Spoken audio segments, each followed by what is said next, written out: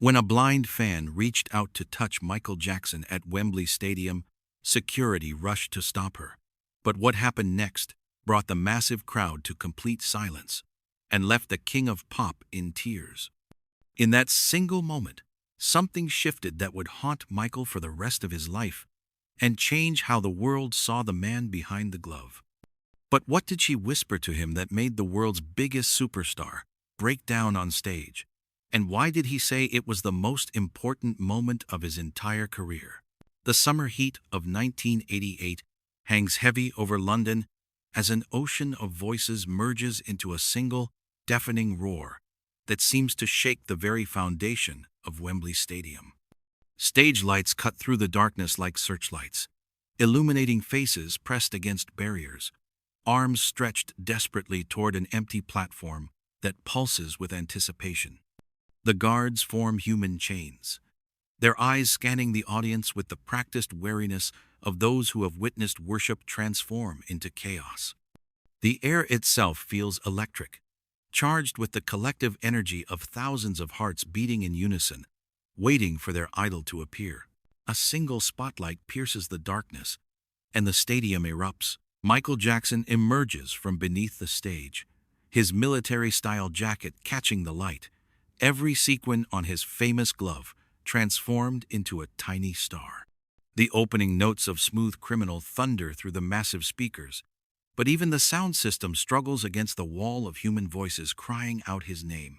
He moves with the fluid precision that has captivated the world, each step choreographed to perfection.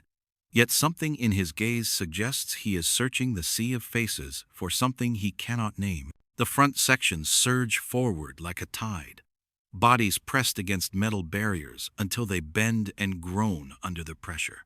Fans scream until their voices crack, tears streaming down their faces as they reach toward a man who might as well be standing on the moon. Their fingers claw at the air, spread wide as if they could somehow bridge the impossible distance between themselves and their idol.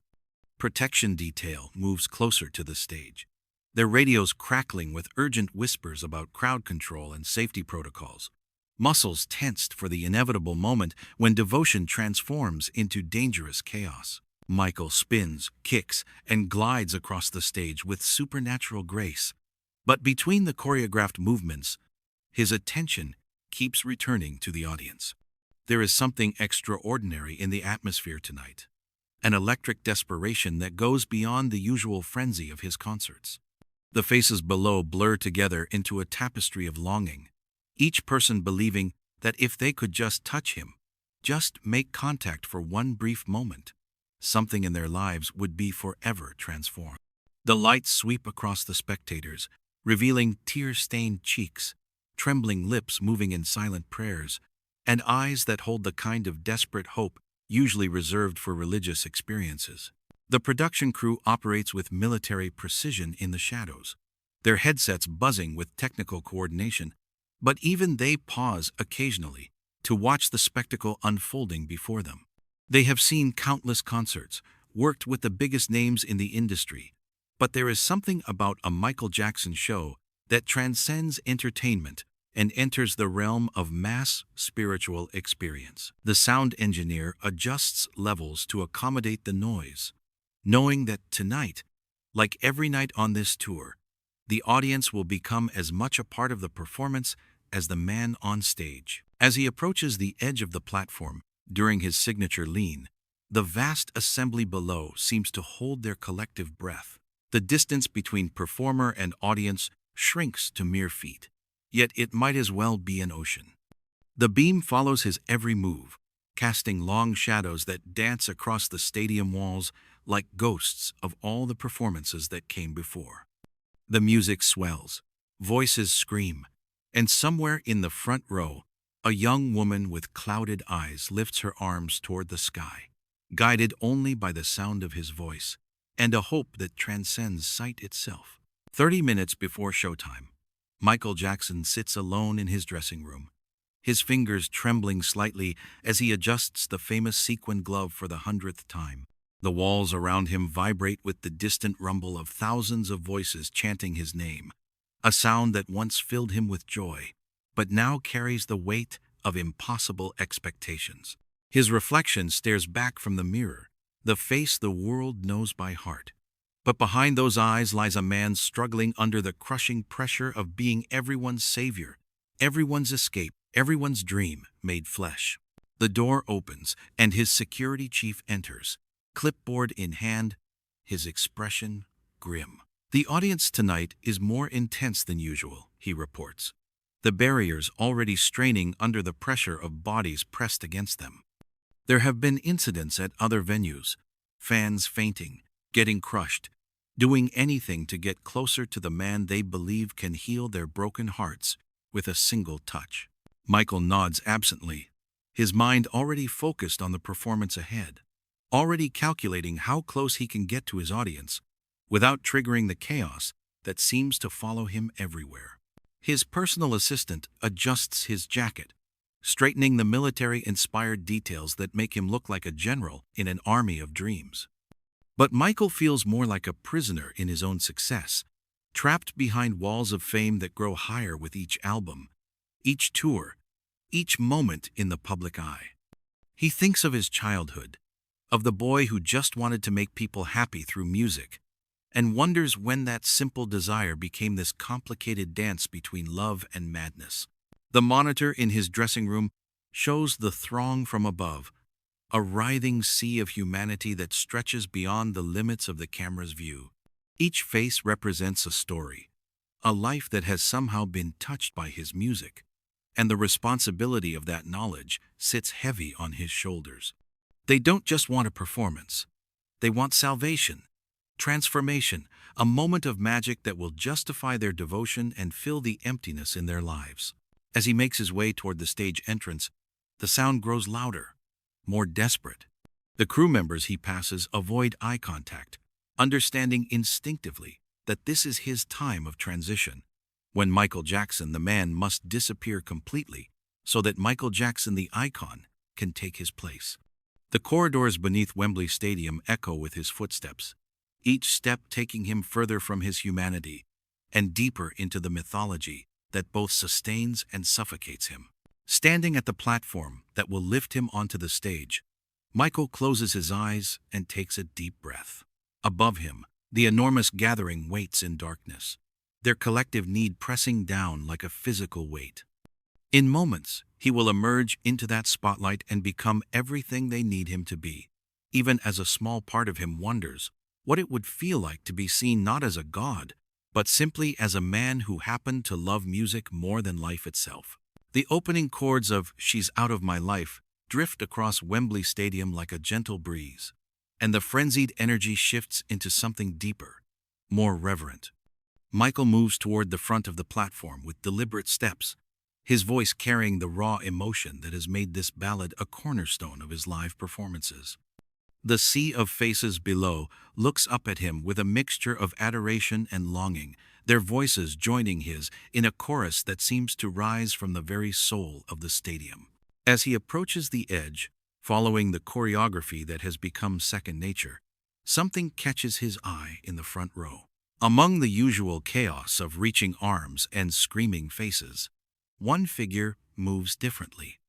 A woman in her late 20s sits beside her companion, a man with worry etched across his features, who whispers urgently in her ear while gently guiding her movements. Her arms reach upward not with the desperate clawing of the others, but with careful, measured gestures, as if she is navigating by sound alone. Michael continues to sing, but his attention becomes laser-focused on this one person among the thousands. Her eyes, he realizes with a jolt of recognition, are clouded with the unmistakable haze of blindness, yet they seem to be looking directly at him. She moves her head slightly, following the sound of his voice as it travels across the stage, her face illuminated by a smile that speaks of pure joy rather than the fevered desperation he has grown accustomed to seeing. Venue staff notices the shift in Michael's attention and moves closer to the barrier, their radios at the ready, prepared to intervene at the first sign of trouble.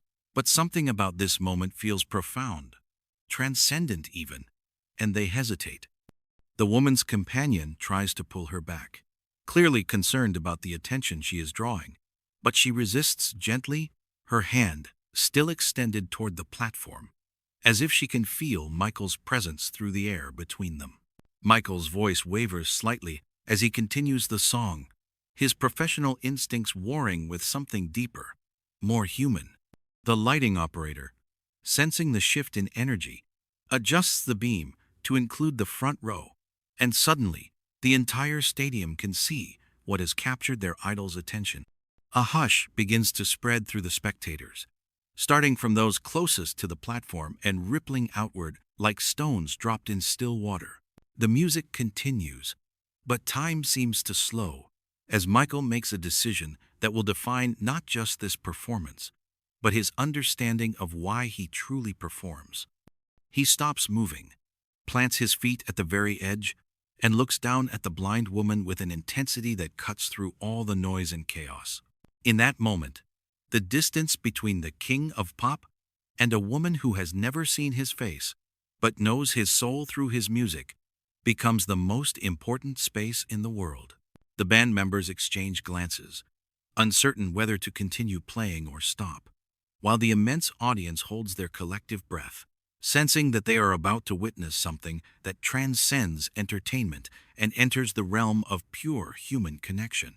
Without hesitation, Michael Jackson drops to his knees at the edge of the platform, bringing himself as close to the blind woman as the barrier will allow. The music continues softly behind him, but his world has contracted to this single moment, this one person, whose faith in his music has guided her to this front row seat at Wembley Stadium. The guards step back instinctively, recognizing something transcendent unfolding before their eyes, something that should not be interrupted by protocol or procedure. Michael extends his arms downward, and the woman's companion helps guide her upward toward him. When their fingers touch, a visible shiver runs through both of them, and tears well up in Michael's eyes. The audience, now completely silent, except for the soft sound of the vast assembly barely breathing, watches as their idol gently takes her fingertips and guides them to his face. She touches his cheek with the reverence of someone exploring a miracle, her fingertips tracing the features she has only imagined through countless hours of listening to his voice. She speaks softly, her words lost to everyone except Michael, and he nods, his own voice breaking as he murmurs quietly in return. The moment stretches beyond time, beyond the confines of performance and celebrity, into something purely human. The sequined glove that has become his trademark catches the light as he covers her touch with his own, and for the first time in years, Michael Jackson is not performing. He is simply being present with another human being who needs nothing from him except this moment of connection. The cameras capture every second, but somehow the lenses seem inadequate to contain what is happening. This is not about the king of pop meeting a fan. This is about two souls recognizing each other across the void that separates all human beings, finding a bridge in music and compassion that renders fame and blindness equally meaningless. Her friend wipes visible emotion from his own eyes, understanding that he is witnessing his friend receive something more valuable than any backstage pass or autograph could ever provide. Michael slowly releases her fingertips and stands, but something fundamental has changed in his posture, in his expression, in the way he carries himself across the platform. When he continues singing, his voice carries a new weight, a deeper understanding of why these people come to see him. It is not just about the music or the dancing or the spectacle. It is about the possibility of human connection in a world that often feels impossibly lonely and disconnected. As the song ends and the concert continues, the blind woman settles back into her seat with her palms pressed to her heart, her face glowing with a joy that will sustain her for the rest of her life. Years later, when interviews ask her about that night, she will speak of how those few seconds of touch gave her a lifetime of happiness, how she could feel his genuine kindness through his fingertips, and how she knew in that moment that behind all the fame and mythology was a man who understood what it meant to reach out in darkness and hope for human warmth in return.